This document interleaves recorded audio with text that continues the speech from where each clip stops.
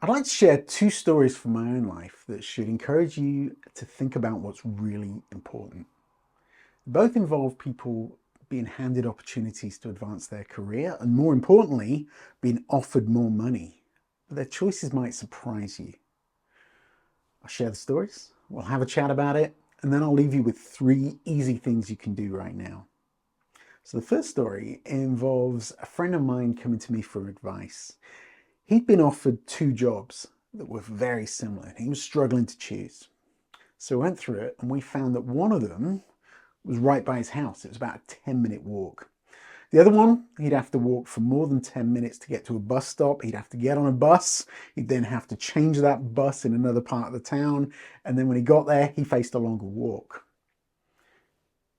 In total, it was around an hour extra just to get to work and back.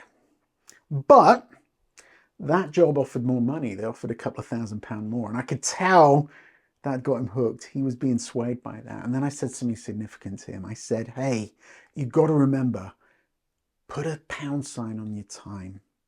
On the coldest, wettest day, how much would you pay me to make that journey go away?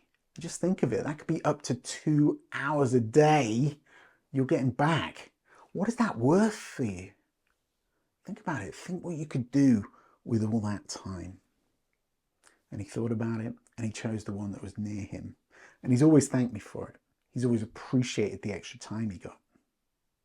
That's just one of them.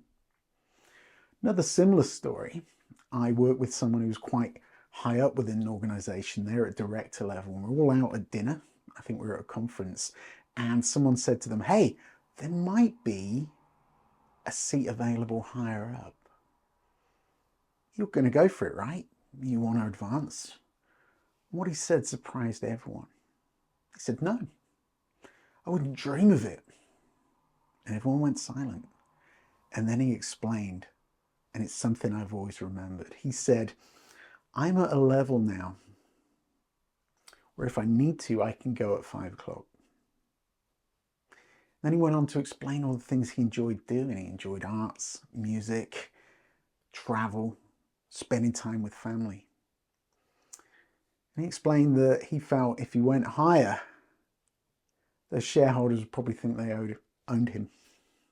They'd expect him in the office in the evening and they'd expect to be able to reach him at weekends. And for him, it just wasn't worth it.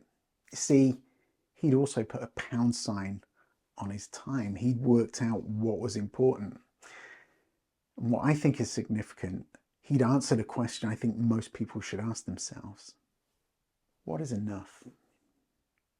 It's not to say he was bad at his job. He did a great job. He was very proficient, but it suited his lifestyle. So both of those stories hopefully have given you something to think about.